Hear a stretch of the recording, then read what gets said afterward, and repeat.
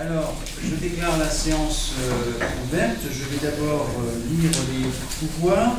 Je crois que je dois d'abord désigner un secrétaire de séance. Comment? À proposer, parce que, oui, je vous raconterai un mot. Donc je vais proposer à cette belle assemblée de désigner, et puisque Maryse avait souhaité être candidate en arrivant à l'heure, est-ce que mes collègues acceptent que Mme Mona soit le secrétaire de séance? Oui.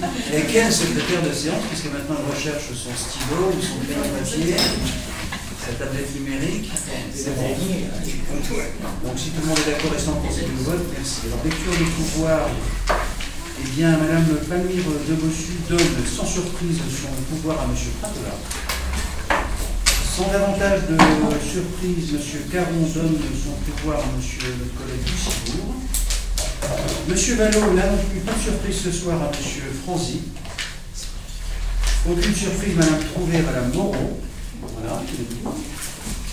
Madame d'Allongeville à votre serviteur. Et enfin, Madame Chevillier qui donne pouvoir à Madame Magnifico. Voilà, il y a une petite surprise sur ce chapitre-là.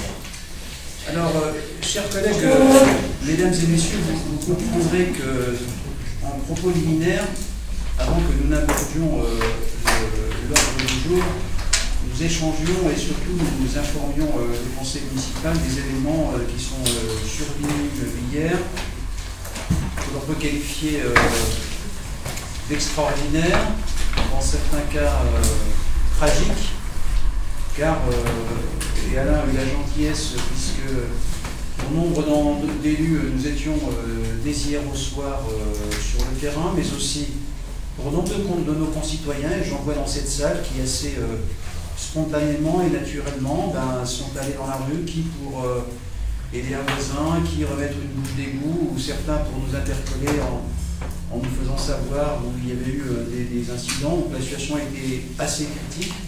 Et avant de donner la parole à Alain, je voudrais juste vous donner un élément de comparaison, car lorsque j'étais rue de la Nouillère avec certains de mes collègues, d'anciens pays boxois m'ont dit en 50 ans, nous n'avons jamais vu ça. Et ils ne croyaient pas si bien dire, puisque aujourd'hui, en collaboration avec la communauté d'agglomération, nous avons eu quelques réunions de crise dans la journée. Ils nous ont communiqué une statistique qui est assez étonnante, pour ne pas dire enivrante. En fait, il a plu, si on prend, vous savez, les rapports des fréquences hebdomadaires de ce qu'on appelle les creux centenales, il a plu sur Wolfenil un peu plus de presque 47 mm d'eau. C'est-à-dire qu'il a plu en une demi-heure l'équivalent de 6 heures pour une crue centenale. Puisque au plus haut d'une crue centenale et d'une pluie qui durera 6 heures, on a atteint 78,79 millilitres. Voilà, on a dépassé les 46. C'est vous dire combien la situation hier, vous l'avez, pour ceux qui étaient là ou qui sont revenus un peu plus tard, assez tragique. Et je conclue avant de donner la parole à Alain en renouvelant ma gratitude une nouvelle fois pour le professionnalisme et l'exemplarité de nos services, certes des services techniques, parce que c'est les premiers appels, mais pas seulement, parce que dès ce matin, les agents des services d'entretien, les services des sports, bref, services scolaires, tout le monde était sur le pont très tôt et impliqué. Voilà. Et je n'oublie pas même les gens de monde, parce que quelquefois il faut assurer de la coordination, ce sont des secrétariats, bref. En tout cas, une nouvelle fois, les services publics ont su, sans être parfaits, mais se montrer à la hauteur d'un événement. Et je voulais ici, en notre nom, chers collègues, que nous puissions les remercier et maintenant aussi continuer le travail, parce que Alain nous en parlera, il y a eu des dégâts considérables, et de dire, pardon, cette fois-ci en conclusion de ce propos liminaire, bien évidemment nous allons dès demain saisir la préfecture, et ça se prend de temps puisque le ministre de l'Intérieur s'est prononcé ce soir sur un certain nombre de départements pour obtenir, je l'espère, une déclaration de catastrophe naturelle, en recensant et regroupant à la fois les désordres sur l'espace public, mais sur les bâtiments publics, mais aussi chez les particuliers, puisque vous savez que ça enclenche des dispositifs juridiques et financiers. Il y a des spécialistes autour de cette table qui pourront peut-être nous éclairer, notamment dans le rapport que nous avons avec les assurances. Voilà. Donc, En tout cas, nous allons faire le nécessaire et nous regrouperons et informerons nos concitoyens. Donc Alain, si tu as la gentillesse de faire, je dirais, à la fois un point d'étape sur les éléments constats et les premières mesures que nous avons prises et celles qui nous resteront à prendre, et ensuite à négocier avec le ministre des Finances, M. Malmassaré. Parce que tout ça aura un interphone. Donc c'est un constat suite à l'orage d'une violence extrême d'hier en fin d'après-midi. Donc on a fait déjà un rapide état des lieux, du moins les agents, on les a un peu dit aussi. On a mis en place une cellule afin d'organiser les interventions par ordre d'urgence, vu l'ampleur donc des dégâts constatés. Alors des nombreuses interventions, que ce soit des services qui ont été réalisés, tant sur le domaine privé que public. En particulier rue de Lanoux, où là plusieurs pavillons ont eu les sous-sols inondés. Rue de la Mare des Champs suite à un incendie de pavillon. Sur des chutes d'arbres, comme au parc François Mitterrand. Là, on a pris des mesures pour arrêter l'accès dans ce parc à toute personne et à toute personne. Il y a un diagnostic qui reste à faire de façon à ce qu'on puisse voir s'il y a des arbres qui sont dangereux ou des branches qui risquent de tomber. À l'école Gaston-Dumont, on a donc mis en place un périmètre de sécurité parce que là aussi il y a une certaine dangerosité avec des arbres, ainsi qu'à l'école Romain-Rolland, rue de la Libération et rue du Général de Gaulle aussi. En ce qui concerne la voirie, nous avons eu là aussi de très gros même dégâts, en particulier rue de la Lanoux, là où ce sont des plaques d'égout qui sont retirées et sur lequel le pourtour a été esquinté, ce qui fait que donc il y a besoin de refaire tous ces ensembles-là. Le passage piéton le long du pont de rue de Goulet, qui lui est à refaire. Donc pour ces deux points-là, sachez que c'est du ressort de la communauté d'agglomération, de la CAMS, qui est en gestion donc tout l'assainissement eau usée au pluvial. Ce soir, au niveau de la rue de Lanoux, la réparation est faite. Peut-être que les barrières sont encore en place. Quand je suis passé, moi elles y étaient, elles devaient être retirées. Ça veut dire que ça a été réparé dans la journée. Le passage piéton dont je viens de parler, qui dessert la rue de Goulet avec la rue de Lanoux, lui sera refait demain. Ensuite, où on a eu un très gros dégât, par contre, c'est la côte Saint-Gène, qui aujourd'hui est interdite à toute circulation dans deux sens. Et là, pour une durée aujourd'hui qu'on ne connaît pas. Circulation auto. Auto, vélo, pour mieux éviter. Seul piéton, à condition d'utiliser qu'un certain côté de la voirie.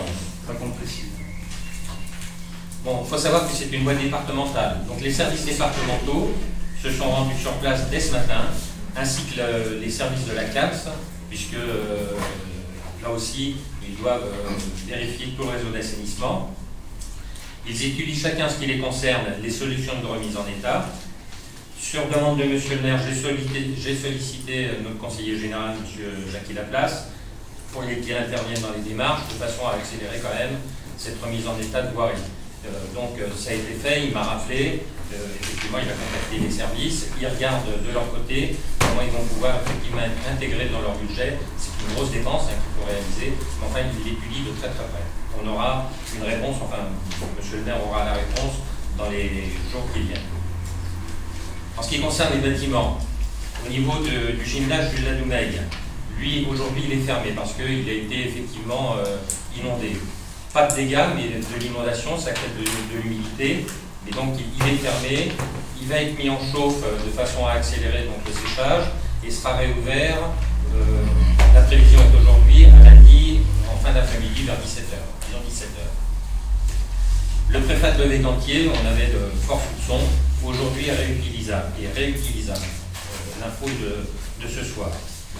Sur tout ce qui est chute d'arbres, nous ferons intervenir, c'est lancé, donc une entreprise pour faire l'élagage nécessaire et de façon à sécuriser tous les sites qui ont été touchés.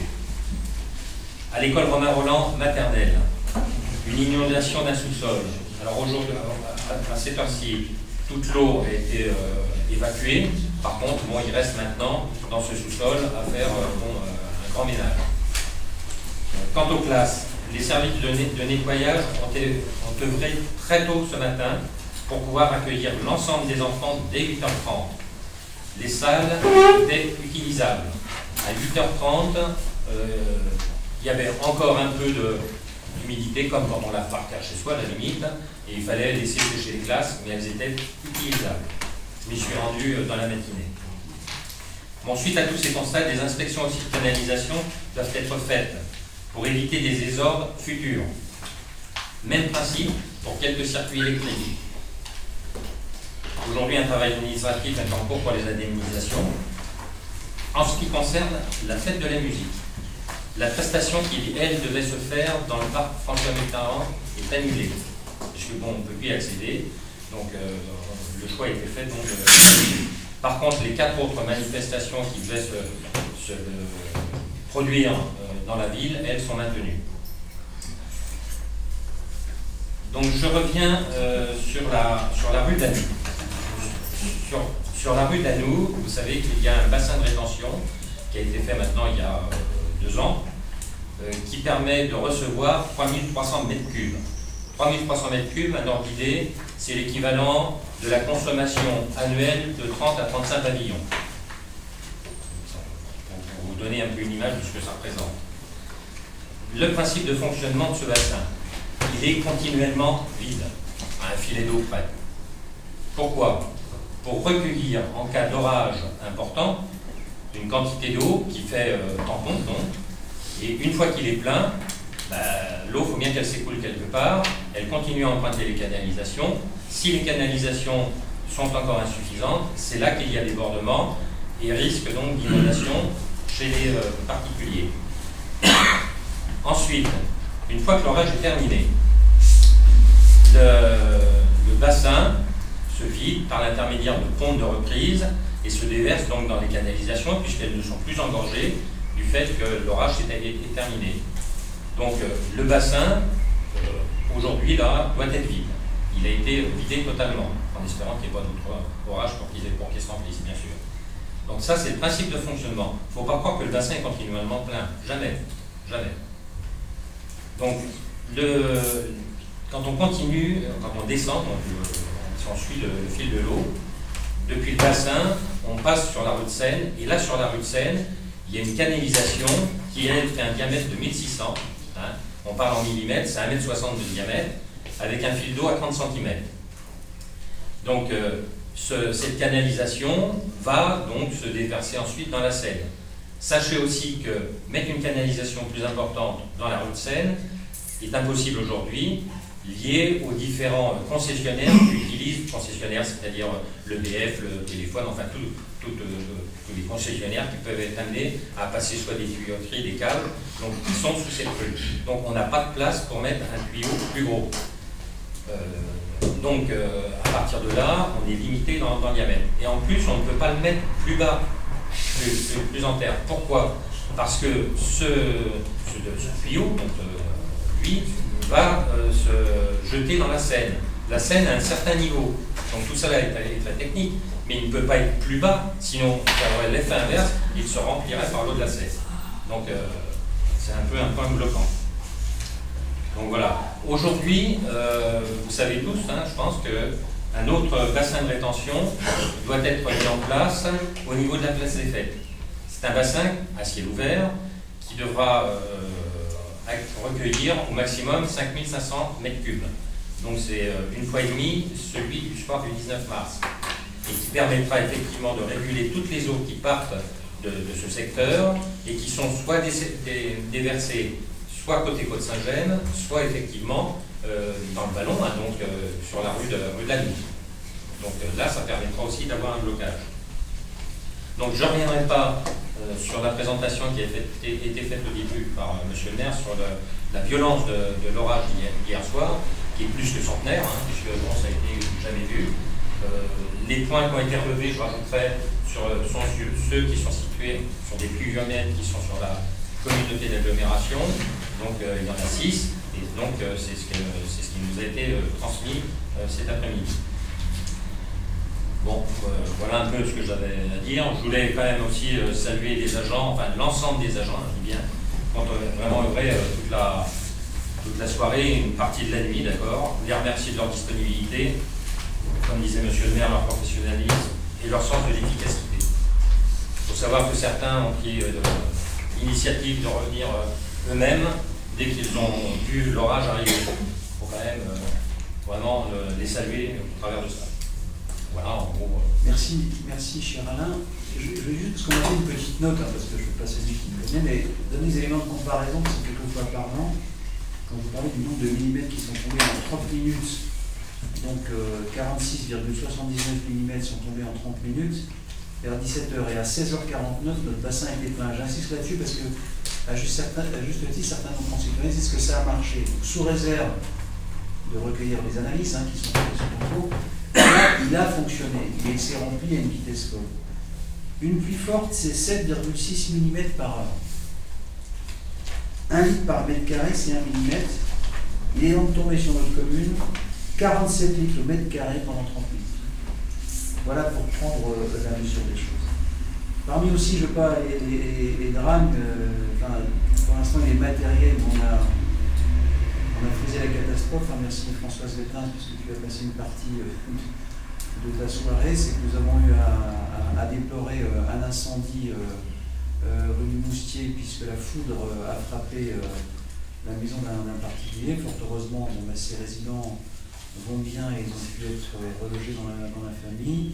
Et la foudre aussi a frappé le lycée. Voilà. Mais ils ont pu terminer leur bac, je crois, un peu dans le noir, si j'en crois, parce que j'ai cru une soirée durant qu'une épreuve avait été annulée. Donc je vais gronder mon fils qui m'a induit en erreur. Mais voilà, donc ils ont pu terminer leur épreuve en musique. Voilà, écoutez, si je ne doute pas que certains de nos concitoyens auront peut-être des questions à poser, mais avant qu'on revienne à l'ordre du jour, est-ce que certains conseillers dire quelque chose ou poser des questions? Donc, merci Alain, c'est parfait de synthèse, fidèle, et nous allons continuer, nous rendre compte au conseil municipal. Après le temps de la crise, à la fois de l'analyse, notamment sur la rue de la Noue, car nous commençons déjà à réfléchir au moyen et long terme, mais aussi sur les questions touchant aux réparations dans certains endroits. Alors, avant de vous demander d'approuver les procès-verbaux des 25 mars et 25 avril de République, je vous propose de modifier l'ordre du jour en retirant, et je m'en expliquerai après, la délibération numéro 7 portant sur la vente d'un terrain terre de Cherisy pour le centre de logistique. Je vous dirai, puisqu'on a de toute façon un avis émettre sur les modifications de la nature des produits à accueillir en perspective sur ce centre de stockage. Il y a une modification qui a été requise par l'actuel propriétaire et nous avons considéré qu'il valait mieux reporter pour avoir des précisions. Voilà, donc est-ce que je reviens, je vous motiverai cela après, sur les procès-verbaux des 21 mars et 25 avril, d'abord une question. Les avez-vous bien reçus, puisque nous avons des accusés réception, ou alors, messieurs, changer d'opérateur, d'ordinateur, ou achetant des pigeons voyageurs, je ne sais. Parce que je vois à vos mots que... Mais que les avez-vous demandé? N'attendez pas le conseil municipal. Alors, nous avons, en ce qui nous concerne, nous n'avons pas réussi à ouvrir. Bon, il faut vraiment qu'on... On s'y ouvert, c'est qu'à dire monsieur le comte tout à l'heure. Et je lui ai proposé de venir voir la bureau à la maison, qu'il me fasse une démonstration de mon ordinateur. C'est une bonne manière. Alors je ne sais pas s'il a retenu l'invitation, mais enfin, non, c'est pas vous dire que ça n'a pas été ouvert. Bon, on peut pas. On est allé plus loin que le message de la dernière fois qui disait n'y allez pas, c'est dangereux. Donc on vous a écouté, on est allé plus loin. Mais nous n'avons pas pu ouvrir. Non, mais j'ai bien compris qu'il avait accepté. Non, mais il a dit que c'est pur match.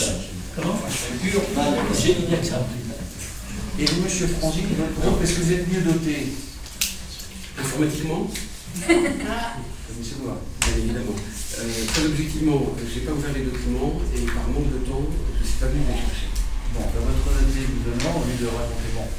Monsieur Pratola, j'en suis désolé parce que c'est une co-responsabilité. Vous êtes très mal équipé, nous sommes suréquipés. Ce que je vous propose à l'avenir, je vais de nouveau reporter parce que c'est la moindre des corrections. On ne peut pas délibérer sans que vous ayez lu ces documents. De toute façon, c'est pas très grave, je le dis pour le public, puisque ça n'empêche pas d'éventuels recours par rapport aux délibérations. Et à l'avenir, convenons d'une chose, monsieur Pratola et monsieur le directeur général des services, c'est un petit coup de fil avec les différents groupes lorsqu'on a fait cet envoi, et à défaut, on communiquera une version papier pour que vous disposiez de ces documents. Voilà, je pense que c'est peut-être la méthode. Oui, le mail et sans même goûter au malt de M. Prantola. Mais prêt à venir. En ce qui me concerne, c'est la première fois que je n'arrive pas à les ouvrir. D'accord. Classiquement, même les dossiers PLU qui étaient plutôt lourds, c'est ouvert sans difficulté. Là, bon, et je vous assure, on n'avait rien à cacher, donc vraiment là, comme c'était le compte rendu. Donc nous reportons, si le conseil est d'accord, au prochain conseil municipal. Nous en serons à 3, c'était une loterie, nous aurons 3 procès-verbaux à examiner. Alors j'en reviens maintenant à l'ordre du jour et je donne la parole à M. le maire honoraire, premier adjoint, M. Carassus, pour nous parler de l'accord relatif à la répartition des sièges au sein de la communauté d'agglomération à compter de mars et avril 2014. Vous avez la parole, M. Carassus. Oui. Vous savez, chers collègues, précédemment, la constitution de la composition de la représentation des communes au sein de la communauté d'agglomération s'était faite selon la volonté des communes à travers un accord qui avait d'ailleurs commencé lors de la mise en place du district de l'agglomération de Lunez, et on était libre de faire à peu près ce qu'on voulait, si bien qu'il y avait une représentation plus forte des grandes communes, c'est évident, mais une forte représentation des petites et moyennes communes. Pour mémoire, je rappelle, Melun avait 17 délégués, Damary et Lemay en avaient 9, nous 6, les autres communes 4 ou 3. Hein, et la plus petite en ayant 2. Au niveau national, il y a un débat qui traverse d'ailleurs toutes les forces politiques et qui, je dirais, pour certains, viserait, compte tenu que, selon eux, l'intégration ce qu'on appelle les EPCI, les établissements communautaires, publics, viserait à un suffrage universel direct total, c'est-à-dire sous la forme d'élections, par exemple, comme celle des élections régionales, où il y a des listes politiques, et c'est à la proportionnelle des résultats que les équipes des communautés seraient constituées.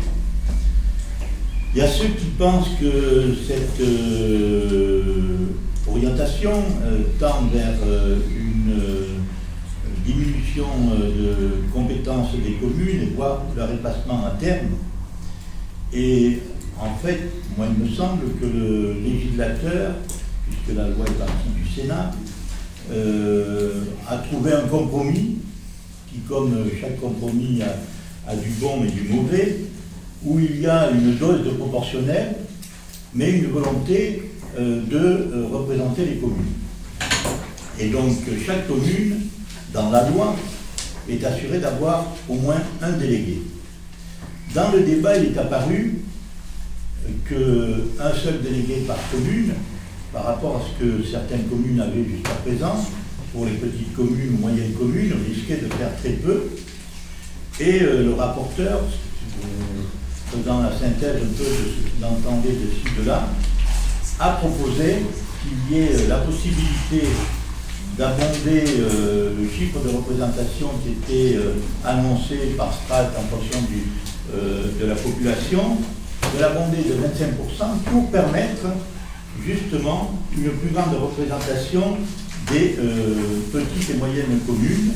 Et je reprends sa formule, c'est M. Alain Richard, sénateur. Si nous nous plaçons du côté des communes et de leur droit à la parole au sein de la communauté, la réponse la plus adaptée est la suivante. Les communes qui acquièrent une taille moyenne au sein de la communauté devraient avoir 2 ou 3 délégués au lieu d'un seul. Donc si nous nous plaçons du côté du droit à la parole pour les communes, c'est ce qu'il dit, et faisant écho en cela à ce qu'ont dit plusieurs parlementaires, quelle que soit leur sensibilité politique. Au niveau de la traduction de la loi telle qu'elle était au départ, si on n'abonde pas de 25%, pour la communauté, ça se traduisait par 55 délégués, vous l'avez dans le projet de délibération, avec un siège pour les petites communes, ce qui faisait au départ 20 pour Melun, 10 pour Damary et Lemay, 5 pour Volpénil et un seul siège pour les autres communes, quelle que soit leur importance. C'était le résultat de la proportionnelle plus la pondération d'un délégué au minimum par commune. Bien entendu, les communes centres de l'agglomération ont d'emblée dit on va se contenter d'appliquer la loi et on refuse de la fonder de 25% comme le permet la loi pour représenter plus fortement les petites communes. En ce qui concerne les communes périphériques, puisque c'est un terme plus élégant que petites communes, et Volpénil, nous avons dit que c'était une façon de voir assez impérialiste et qu'il serait bien que l'on donne une place plus importante aux communes périphériques. Au départ, il y a eu une proposition qui a été faite par M. Gérard Aubrun et qui se traduisait par 20 délégués pour Melun, 10 pour Damary-le-May, 5 pour Volpénil, non, 6 pour Volpénil, 3 pour Boissy et 3 pour La Rochelle. Bon. Après, il y a eu un débat et un compromis a été trouvé et qui vous est proposé ce soir, c'est-à-dire, bien entendu, la répartition des 55 qui donnait 20, 10, 10, 5 à Volpénil et 1 aux petites communes, et d'utiliser les 25% supplémentaires en donnant un siège pour les 10 communes qui n'avaient qu'un délégué et de répartir les 3 sièges restants à la plus forte moyenne. Ne pas le cacher, c'est vrai que la plus forte moyenne, enfin la proportionnelle à la plus forte moyenne pour la répartition de ces 3 sièges restants ne nous a pas permis d'avoir un délégué de plus. Ceci étant, la proposition de répartir les 3 sièges supplémentaires à la plus forte moyenne, à la proportionnelle à la plus forte moyenne, était difficilement contestable. Et c'est vrai que la proposition initiale que nous avions soutenue de M. Aubrun, maire de Baptiste-le-Roi, n'avait aucun fondement juridique, que ce soit par rapport à la loi, ou surtout même par rapport à l'esprit de la loi, en rappelant ce que j'évoquais tout à l'heure, c'est-à-dire les développements avancés par le rapporteur qui, en cela, se faisait l'écho de ce qui avait été dit en commission, aussi bien au niveau du Sénat, et ça a été repris après au niveau de l'Assemblée, y compris par la rapporteure, on dit la rapporteure, qui rapportait au niveau de l'Assemblée nationale. Donc voilà la proposition qui vous est faite. C'est une représentation Melun aurait 21, Damary-le-May 11, Volpénil 5, Boissy et toutes les autres communes 2. Ce qui fait 68, alors qu'aujourd'hui nous avions 76, et il n'y en aurait plus que 68. Voilà la délibération qui vous est proposée. Alors, je voudrais juste préciser pour nos concitoyens, parce que c'est souvent un univers un peu, si vous voulez, juste revenir dans le débat, un univers un peu complexe, c'est qu'à l'avenir, à compter de 2014, lorsque vous serez appelé à voter, vous voterez à la fois, je ne sais plus, j'étais inattentif.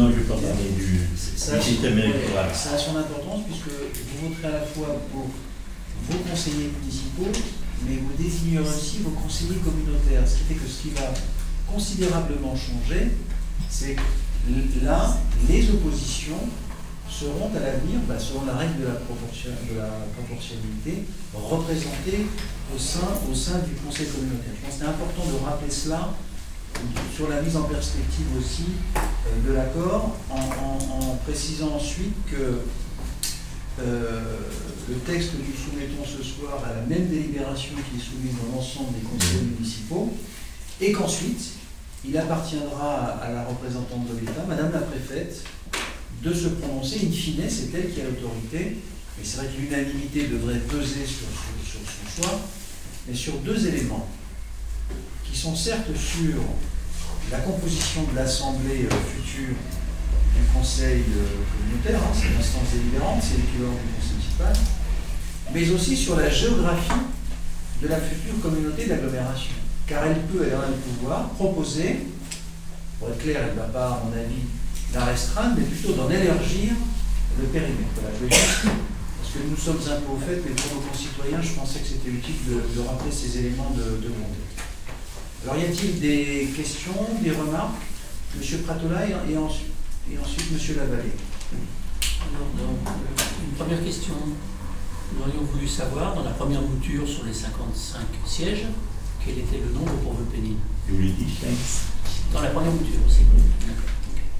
C'est-à-dire que malheureusement, on va perdre un petit peu d'influence.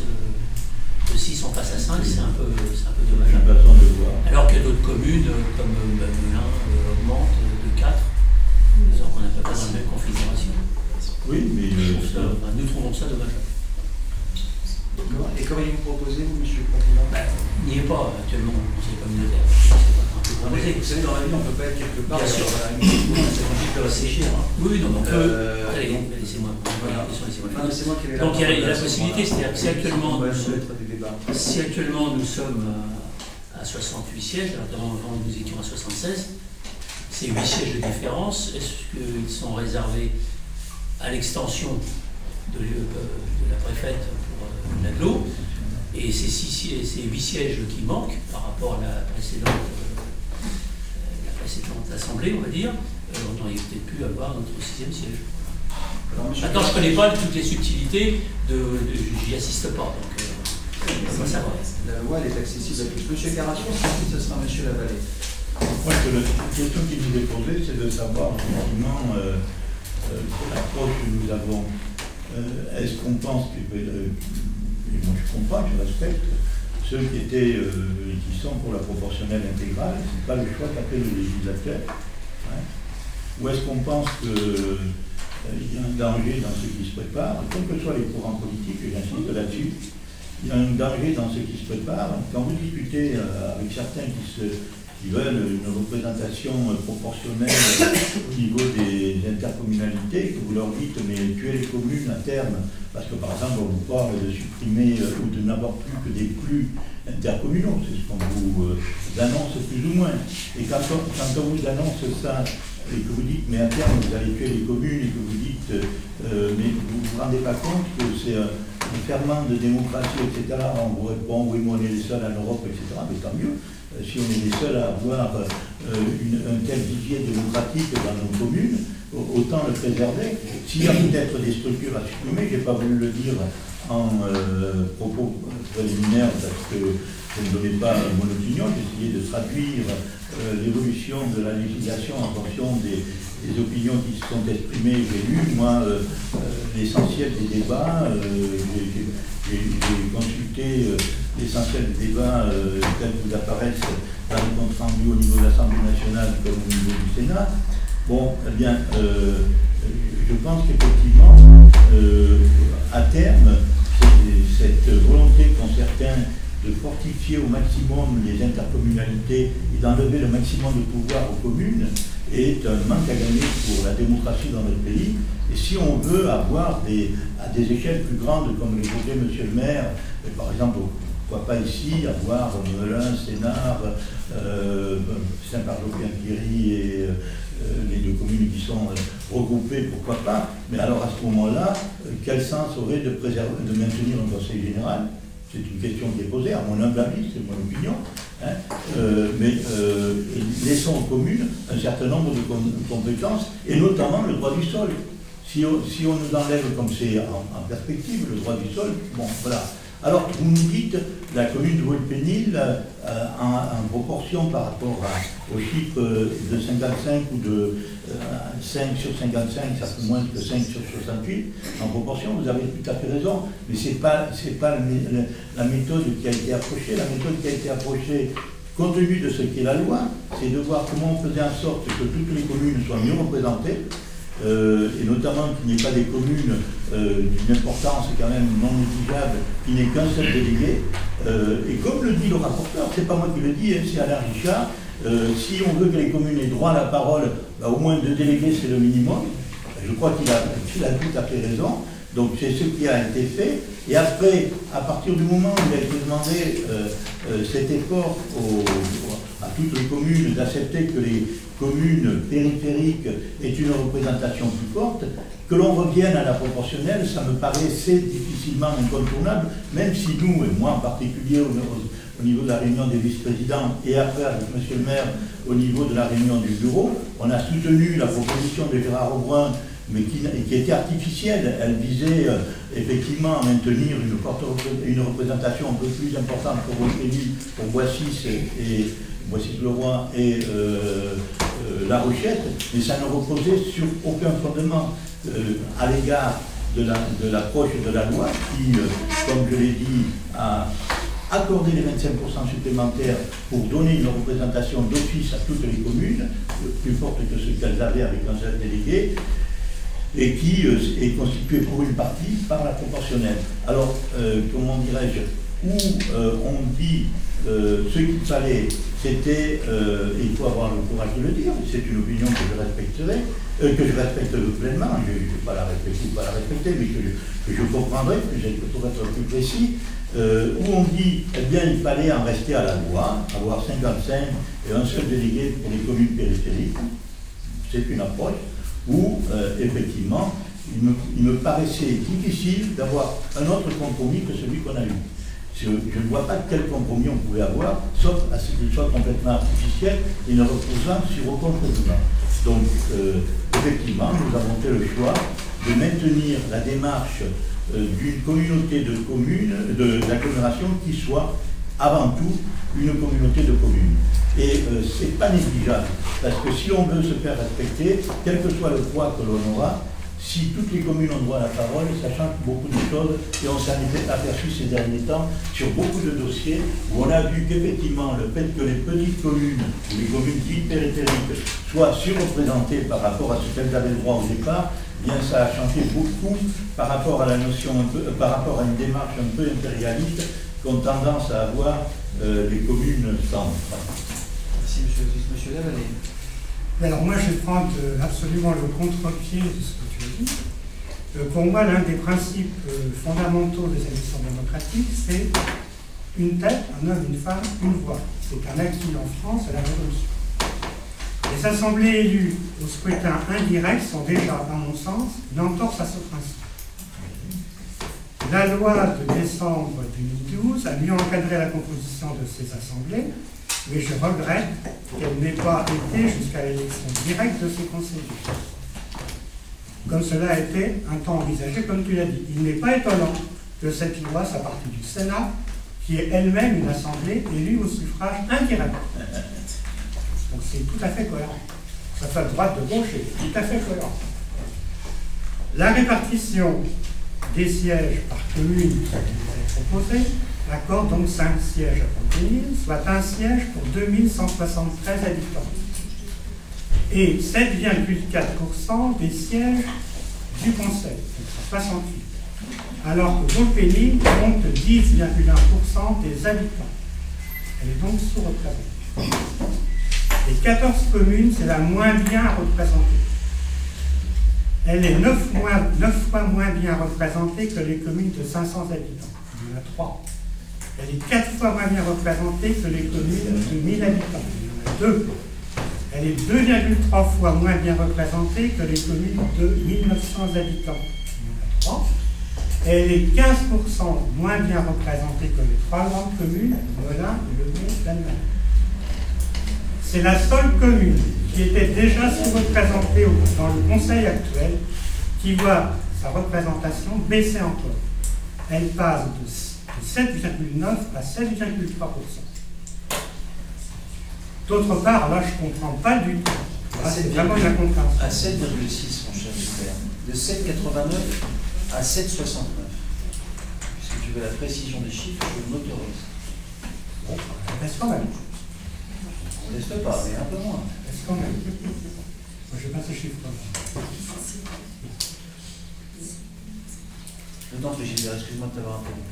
En tout cas, je ne comprends pas du tout la position des élus de Vaucluse sur ce dossier. Ponctuel. Parce qu'en fait, on avait une proposition dite légale qui nous accordait également 5 sièges.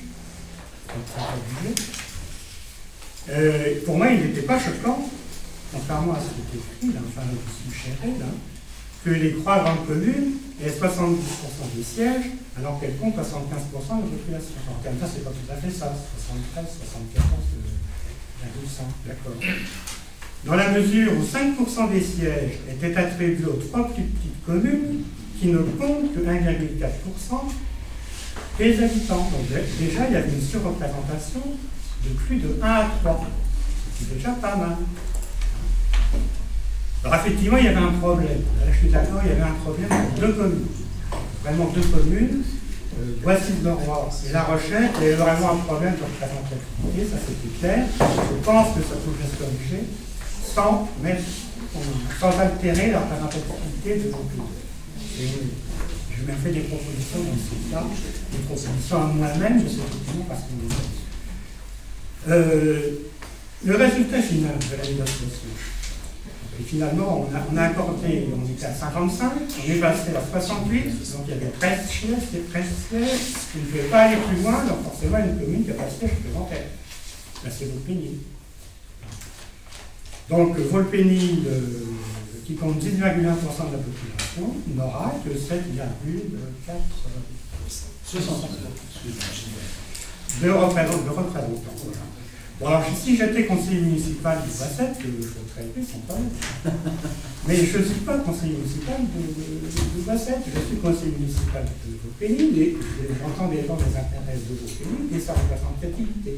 Donc je voterai contre. Tous les avis sont légitimes. Et à mon tour d'argumenter, non pas pour vous convaincre, mais rappeler quelques considérations qu'a d'abord M. Pratola. Vous n'êtes pas au courant. Mes chers monsieur, les débats du Conseil communautaire sont ouverts à tous. Donc, il vous suffisait, comme nous le faisons et comme certains de mes collègues ici viennent le lundi soir alors qu'ils ne sont pas élus, c'est public, de venir y assister. C'est une fois tous les 2 mois et vous auriez pu partager nos débats. L'ensemble des délibérations sont publiques.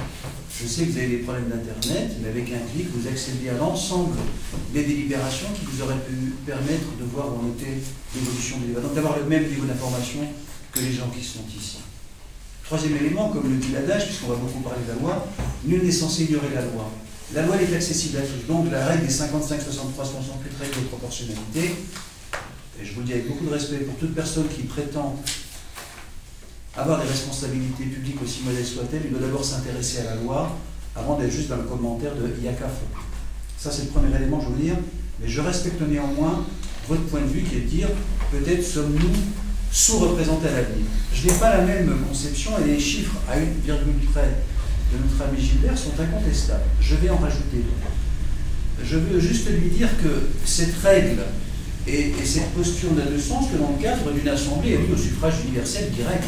Oui, oui, c'est l'esprit de la Constitution, c'est l'esprit du préambule. Je rappelle que la communauté d'agglomération, et dans l'esprit de la loi Chevènement, devait nous conduire un jour, comme l'a dit Pierre Carassus, à élire au suffrage universel direct des représentants au sein du conseil communautaire. Il n'en est rien pour l'heure. C'était, on peut dire, un léger progrès, je vous donne mon sentiment, ça n'en est pas un. Pour moi, c'est un habillage, car on aurait dû imposer aux conseils municipaux d'avoir une représentation automatique, proportionnelle. Et aujourd'hui, je le dis, on a déjà eu ce débat, mais c'est la loi qui fixait d'avoir que les oppositions, elles seront désormais représentées. C'est vous aujourd'hui ou demain, c'est nous, que sais-je, et ça vaut pour l'ensemble du pays. Sur les chiffres, mon cher Gilbert, et j'en reviendrai au cas de Volpénil, car contrairement à ce que tu dis, je pense que nous venons de gagner, nous avons peut-être perdu un siège, mais nous avons gagné en influence, et je vais le démontrer pourquoi. Car la politique aussi, ou les communautés de destin, ne sont pas que des règles d'arithmétique et de comptabilité, ce sont des règles de stratégie, de mise en perspective, voire de prospective, et je vais essayer de te le démontrer, mon cher Gilbert. D'abord, aujourd'hui, si on prend ce que sont les proportions et représentativité des communes. Si on avait retenu la répartition à 55 sièges, Melun était à 36%, et Damary à 18%, pour prendre les 2 communes les plus importantes, et pour ne pas dire parmi les plus structurantes de cette communauté de. Avec l'accord à 68, Melun passe de 36 à 30, Damary de 18 à 16. Volpénil, oui, perd aussi, elle passe de 7,89 à 7,69. Et si on prend le contexte des grandes communes, puis je vais m'en tenir pour l'instant à l'arithmétique pour répondre à tes arguments, mon cher Gilbert. À l'heure actuelle, les 3 grandes communes, je rajoute le V, représentent 46% des représentants. À 55, elles auraient représenté 72,72%. Elles en représenteront à l'avenir, si c'est retenu, sous réserve que la préfète, 63%. Sauf que, et nous l'assumons, en tout cas on en a débattu entre nous, nous pensons que le sens de l'histoire, quelquefois, c'est ne pas s'arc-bouter sur un siège, voilà, que perdra ou la majorité ou l'opposition demain. Je ne peux pas présager du résultat, selon qu'il soit de 51-49, de 63-27, ou comme du Pont-Aignan, de 80-20. Je rêve. Ce que je veux dire, mon cher Gilbert, plus sérieusement, et en te redisant une fois que je respecte ton opinion, on en a parlé, tout aussi légitime que celle que je représente au nom de la majorité, c'est quand tu regardes l'histoire et l'esprit de la communauté, elle s'est toujours fondée sur des paradoxes, des contradictions, où en effet, depuis la Genèse et depuis le début, elle s'est fondée sur une capacité à surpasser la règle de la représentativité de la population. C'est cet élément-là qui a présidé à notre choix, et pour dire les choses, à la bataille que nous avons menée avec Pierre et avec d'autres, aux conseillers communautaires qui sont représentés ici, pour dire Vaux-le-Pénil va se battre pour que les communes périphériques, que nous sommes parfois, et pas seulement au regard de la taille du nombre d'habitants, dans le contexte et dans l'évolution de la communauté d'agglomération telle qu'elle se décide. Oui, disposer de 2 voix pour les petites communes n'était que justice. Et je vais vous dire pourquoi. Car si on s'en fait à la simple règle de la représentativité de la population, ça veut dire qu'on considère que la géographie ne joue plus.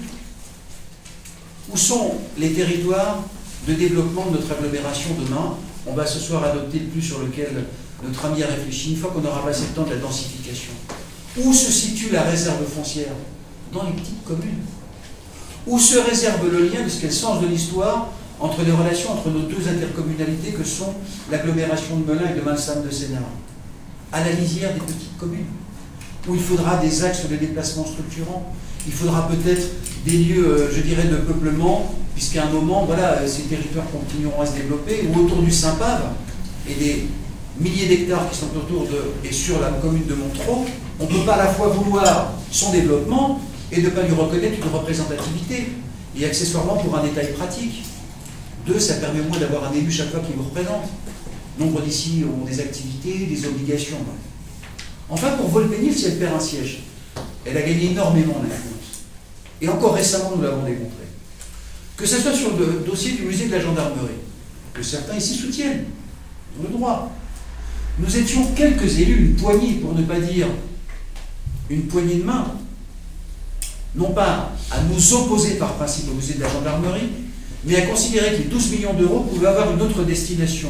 Et on avait fait une proposition concrète qui était de dire investissons dans l'enseignement supérieur, dans les IUT, notamment sur, pour être très concret, pratique, il valait mieux construire un IUT sur demain l'entretien des moteurs dans l'aéronautique que de mettre dans un musée 12 millions d'euros, où vous savez depuis le début, l'ensemble des chiffres de fréquentation sont tirés. Au dernier vote, nous étions presque 36 ou 37 à soutenir la position de Vaux-le-Pénil.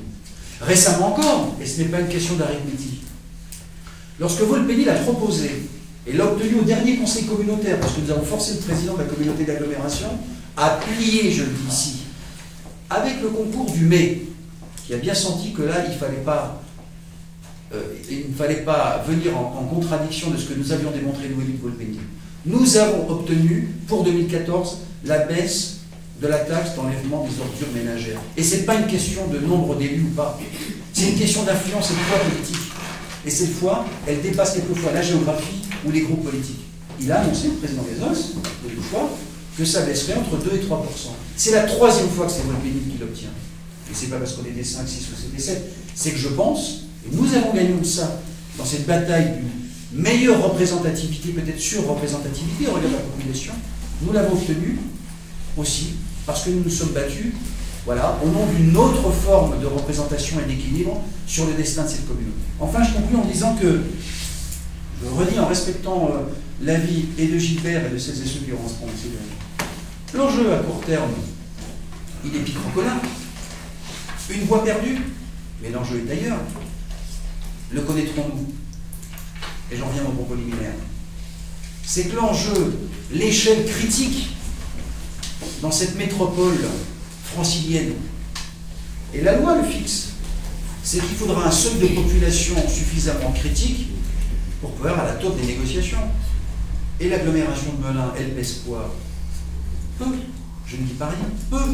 Mais demain, et je fiche mon billet ici, on en a déjà parlé, que la préfète nous invitera et nous poussera à aller dans cette négociation, parce qu'on a des destins partagés sur la question de la gare interconnexion TGV, sur la question des pôles économiques et de pôles de loisirs, sur la politique d'habitat, sur les grands axes structurants de déplacement, que ce soit sur la francilienne, l'accès à l'autoroute, demain enfin, je dirais les franchissements de Seine ou bien le contournement de Melun. Il nous faudra une taille critique. Et là, je le dis Gilbert, et je le dis à M. Pratola, c'est une vraie question, en effet, par rapport demain d'élargissement. Tout sera remis à plat, et plus vite qu'on ne le croit. Plus vite qu'on ne le croit. Car je pense que si la préfète est conforme à ce que dit, en tout cas, le texte introductif à la loi, c'est que d'ici 2020, nous devrons avoir changé d'échelle.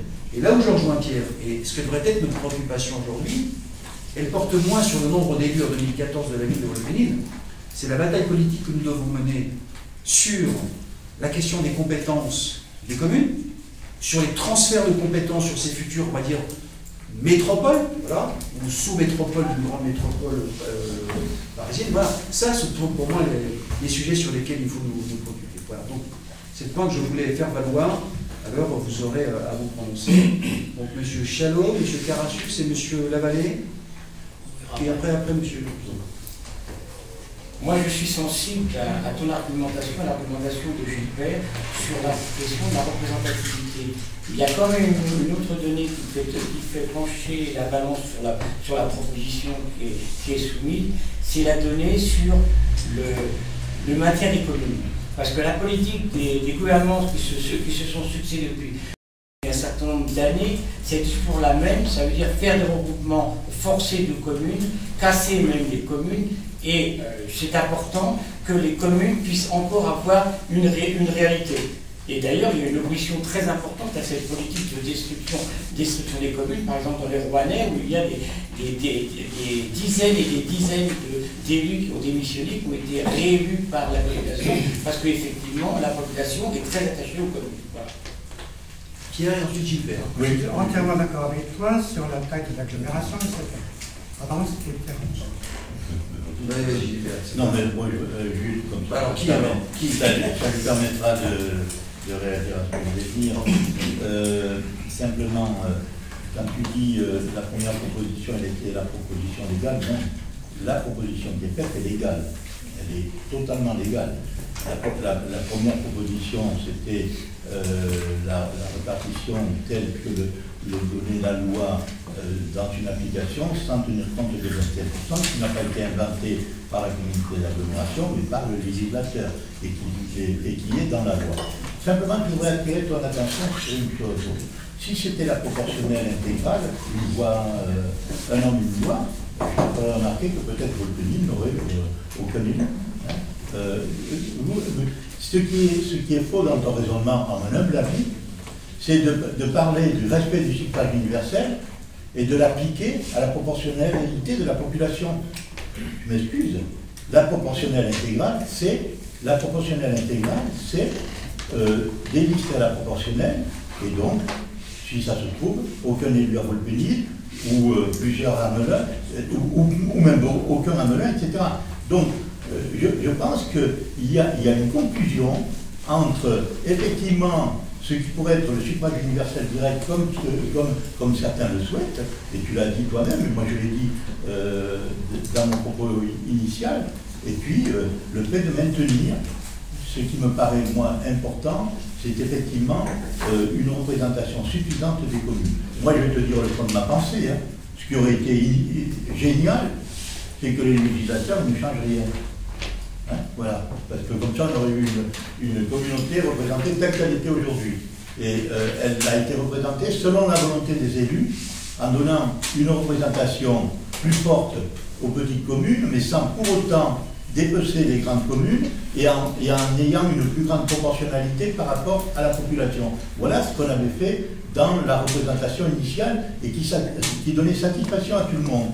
Là, il y a des règles nouvelles qui ont été imposées, dont on a tenu compte, mais qui, à mon avis, sont un compromis qui ne peut pas être satisfaisant, parce qu'il ne peut pas satisfaire ceux qui sont, comme toi, pour une élection au suffrage universel direct, et ceux qui pensent qu'il faut préserver le rôle des communes et surtout ne pas effacer la compétence des communes et minorer leur importance. Gilbert, enfin.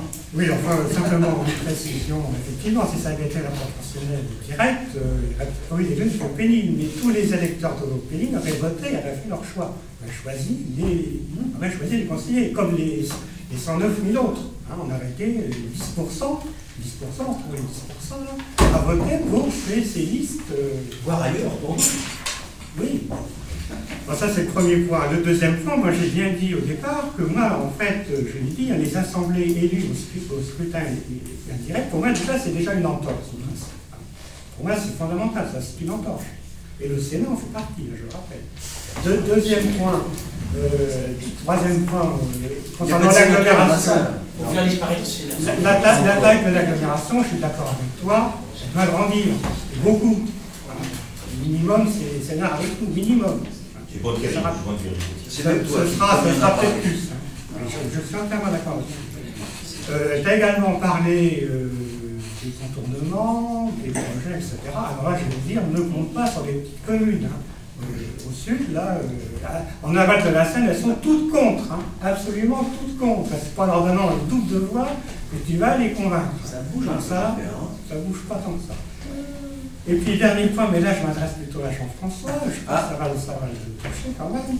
Les trois fameuses grandes communes, si vous dites, ce sont les moins riches.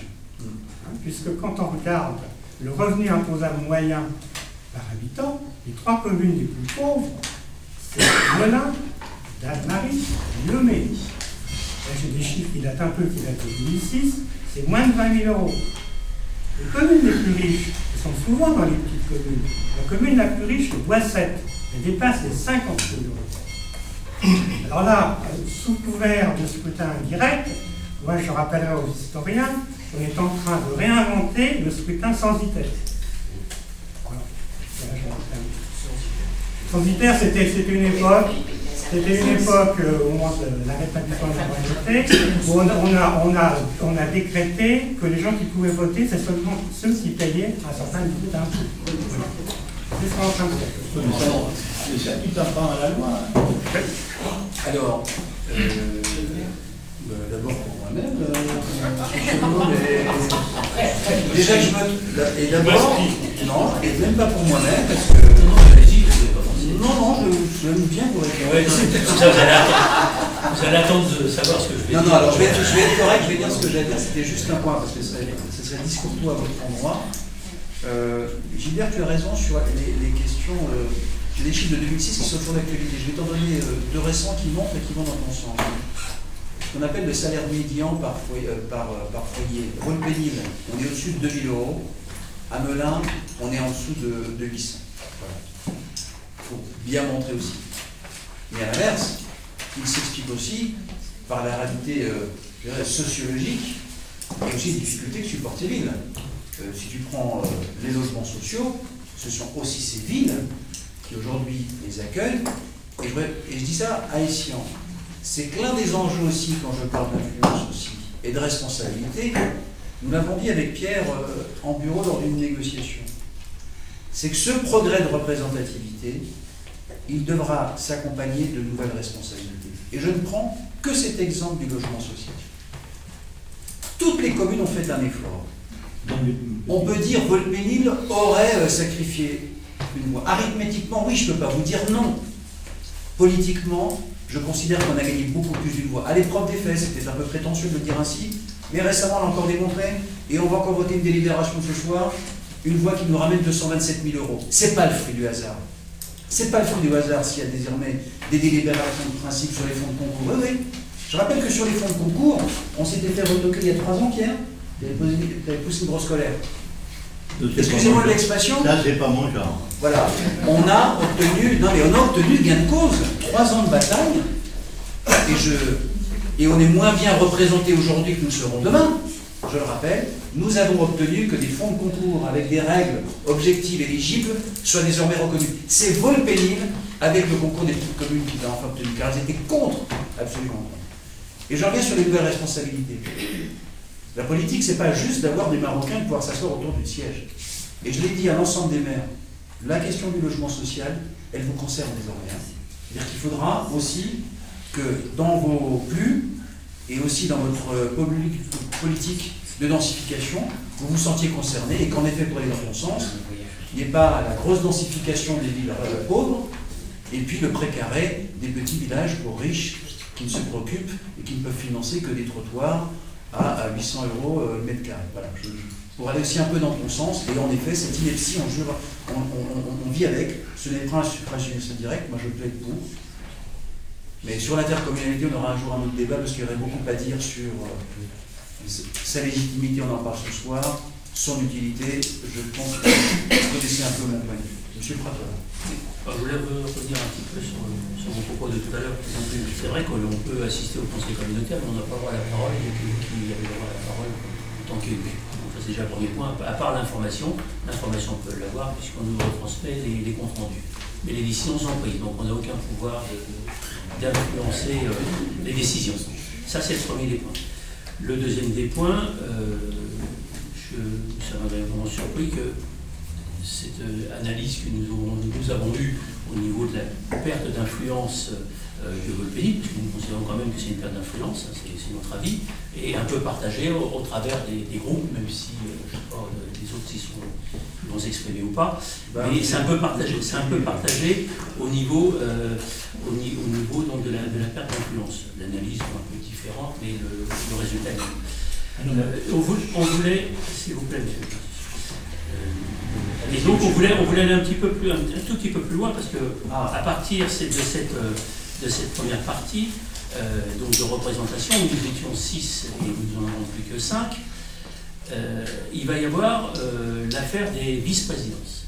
Alors, je pense que vous avez dû avancer un petit peu sur le sujet, et on voulait aussi savoir où en étaient les avancées des négociations, puisque c'est certainement des négociations, des accords, des choses. On voudrait savoir à quel niveau vous en êtes. Je crois que vous avez parlé de la présidence, peut-être. Vice-présidence. Non, mais ça peut être la présidence demain. Ça peut être la présidence aussi, oui. Oui.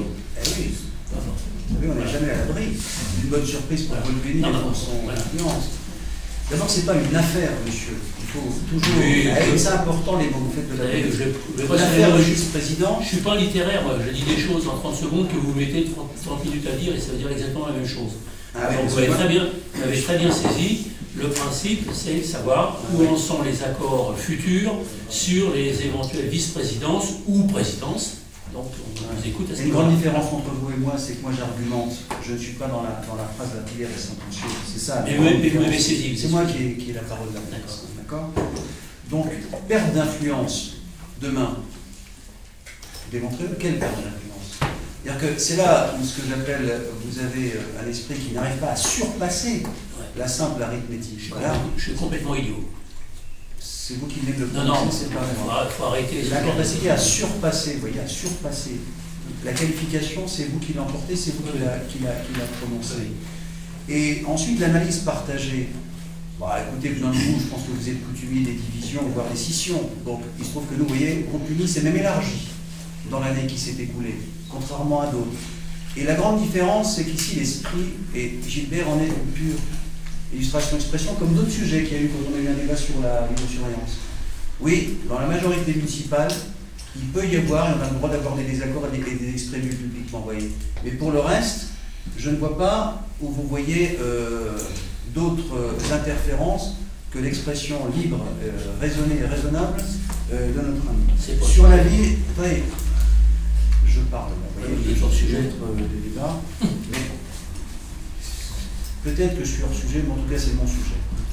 Et enfin, le dernier point sur l'affaire des vice-présidences. Non, ce n'est pas le sujet. Vous voyez, il y a une grande différence. Et d'abord, on est dans le respect de la traduction de la loi. Pour l'instant, on est dans l'adoption des textes. Donc non, il n'y a pas un Yalta des vice-présidences. Ce n'est ni le moment, ni l'heure, ni l'objet. Parce que je ne peux pas présager demain de ce que sera la décision de la future majorité et du futur président. il se peut qu'il n'y ait aucune vice-présidence, aucune, comme il pourrait y en avoir 2, 3, 4, 5. Je prends date avec vous, voilà. Si vous êtes élu au conseil communautaire, vous aurez l'occasion, à ce moment-là, de vous exprimer sur ce point. Et il n'y aura pas, en tout cas pour les élus de Volpénil, de moindre discussion jusqu'en mars 2014 sur la question des vice-présidences. Je trouverais ça indécent. Est-ce qu'il y a d'autres... Monsieur Chabot. Oui, moi je ne veux pas parler du Sénat parce que de toute façon je fais partie des quelques personnes qui pensent qu'on pourrait faire des économies en supplément du Sénat, qui est une entité non démocratique. Donc revenons sur le débat. Moi le respect du principe pour moi c'est l'antinomie de la géopolitique locale. Ça veut dire qu'ici, effectivement, dans notre communauté d'agglomération, les petites communes sont les plus riches. Mais autre part, c'est aussi le contraire. Dans d'autres communautés d'agglomération, on a une ville-centre pauvre, riche, et des périphéries pauvres. Alors moi, la question, c'est la suivante. Est-ce qu'on est réellement un républicain attaché à la démocratie locale municipale, né sous la Révolution française, ou est-ce qu'on veut adapter les collectivités à la réalité économique? Moi, je suis plutôt dans le premier camp, c'est-à-dire un républicain attaché aux communes. Or, les politiques actuelles visent à détruire les communes et les regrouper d'une façon forcée. Voilà, c'est ça, les questions de principe, les commentations. Monsieur Carr. Non, mais il a raison, et c'est l'enjeu. Hein. Il ne faut pas se cacher derrière les problèmes de comptage, etc. La question qui nous est posée, qui va être posée, ça à voir, hein. Mais c'est effectivement à terme, certains ne s'en cachent pas. Hein. J'ai pris l'exemple du plus. Quand je vois le travail qui a été fait autour de Henri, le travail que nous avons fait collectivement, demain, ce travail n'existera pas. Hein. Il n'existera pas puisqu'il sera fait intercommunalement. Si ce que veulent certains, c'est-à-dire à terme une disparition des communes qui deviendront les communes d'arrondissement comme elles sont à Paris actuellement, c'est-à-dire sans aucun véritable pouvoir, eh bien, effectivement, c'est la loi telle que certains l'envisagent, à la proportionnelle intégrale, etc. Ou alors, on fait des communautés de communes telles qu'elles existaient jusqu'à présent, avec y compris des obligations qui, pour moi, allaient trop loin. C'est un secret pour personne. Quand la loi a été votée, le ministre était, la loi Chevènement, j'étais dans le même parti politique que lui, et je me suis abstenu, parce que je considérais qu'il y avait des contraintes trop fortes par rapport aux communes. Je vais même m'amuser un peu. À 2 h du matin, il me dit « Ah, dis donc, tu es resté, tu as bien fait, je te remercie. » Je lui dis « Oui, mais tu ne sais pas comment j'ai voté, parce que les ministres ne voient pas comment les députés votent, puisqu'ils sont devant eux, ils leur tournent le dos. » Je lui ai dit que je me suis abstenu. Il était moins content, mais parce que je lui ai dit, il y a dans cette loi des contraintes trop fortes par rapport aux communes où effectivement, moi j'étais, alors je m'excuse de dire cela, pour certains d'entre vous, mais j'étais dans la philosophie Marinelli telle qu'on l'a constituée au district, c'est-à-dire faire ensemble ce qu'on ne peut pas faire seul. Et ne pas être opposé par des règles contraignantes, etc. Mais ce qui est devant vous, pour ceux qui entendent continuer à s'investir dans l'action municipale, ce qui est devant vous, c'est à terme un corset où vous n'aurez presque plus rien à faire. Et c'est ça que prépare cette loi, qui est un patchwork, parce qu'elle fait un peu de proportionnel et un peu de maintien des communes. Et comme il n'y avait pas assez de maintien des communes pour que ça passe, on en a rajouté et on a donné les 25%. Et Richard, ça n'est pas caché. Il le dit, c'est pour représenter des petites communes. Donc voilà ce qui est devant nous. Ben, c'est un débat qui dépasse la petite commune de Volpénil. C'est un débat qui pose le problème des fondements de la République, qui, à mon avis, est très, très essentiel et qui, malheureusement, est confisqué au seul niveau politique et pas assez au niveau de la population. Merci. Monsieur Franzi, vous avez la parole. Oui. Je pense que, enfin, en ce qui me concerne, je pense que le vrai débat, c'est pas d'avoir un siège de plus ou un siège de moins. Globalement, d'abord parce qu'il y a une somme d'élus, et moi je me fie au bon sens du groupe. Je me dis qu'un groupe, c'est pas un plus ou un moins, il y a une tendance, il y aura un chemin commun qui donnera le bon sens. Ça, c'est le premier point. Dans un deuxième temps, je pense qu'effectivement, un des vrais problèmes, c'est sans doute l'avenir et le devenir qu'auront les collectivités territoriales, quel que soit leur niveau. On peut penser commune, agglo, conseil général, etc.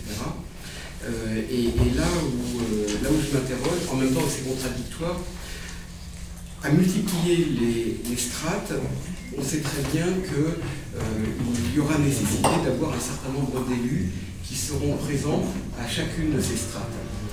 Et je trouve aujourd'hui, à la rigueur antinomique, voire paradoxal, de prôner la multiplicité des strates et en même temps de se battre contre les mandats multiples.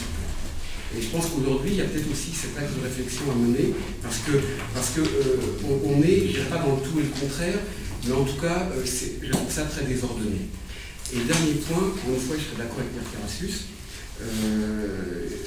je pense qu'effectivement, seul, on ne peut pas grand-chose, mais ensemble, on peut beaucoup plus. Eh bien, terminons sur ce qui sera l'antienne de la soirée.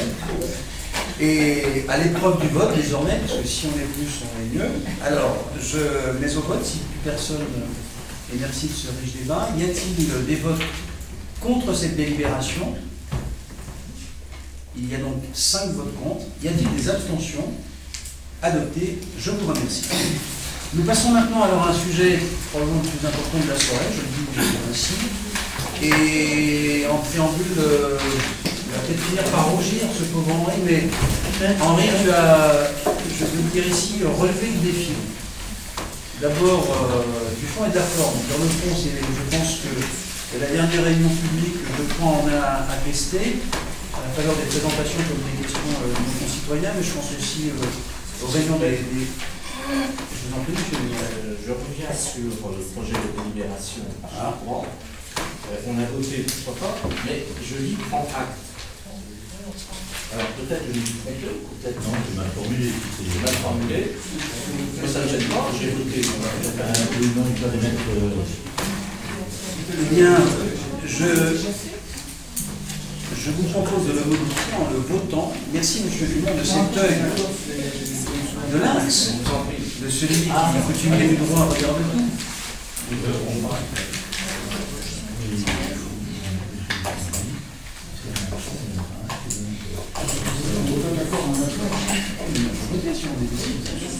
Comprenez, mais moi je propose que l'Assemblée. On vote la absolument, de l'accord.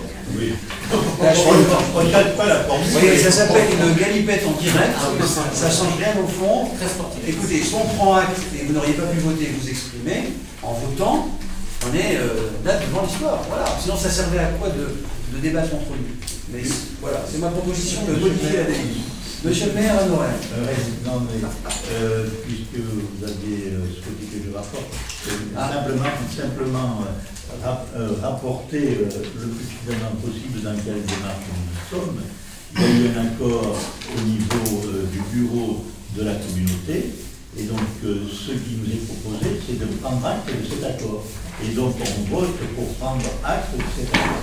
Donc c'est un vote, mais pour prendre acte d'un accord. Parce que ce qui est important par rapport à Madame le Préfet, pour qu'effectivement elle décide, c'est que ça provient d'un accord. Et c'est dit d'ailleurs dans les considérants de la loi que l'intercommunalité proposait un accord. Voilà. Alors, je rebondis sur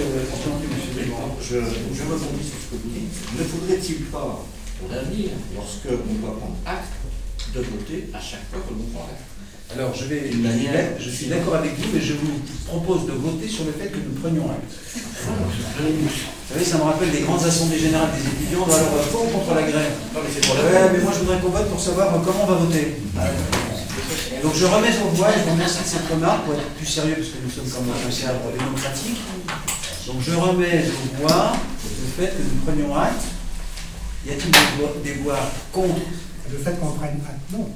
Non, mais je modifie la délite, mon cher, parce que la remarque de monsieur... on va y arriver.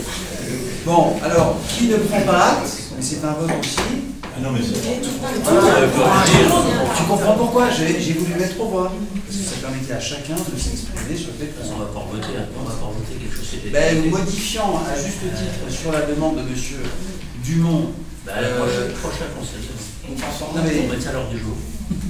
Voilà. Et le maire que je suis, et maître de ces débats, propose à cette assemblée de revoter sur la bonne formule qui est de voter sur cette décision qui est prise en conseil communautaire. Je remets aux voix, y a-t-il des voix contre? Je crois que j'ai pris la question, parce que là, je suis un peu perdu. Non, mais c'est la même chose. Est-ce que tu es pour ou contre l'accord qui a eu lieu? Voilà. Oui, je crois que c'est ça. Contre. Voilà. Rien n'a changé, on ne sait jamais. Des abstentions, il n'y en a pas. Adopté. Je peux revenir au compliment que je voulais adresser. On attend, hein.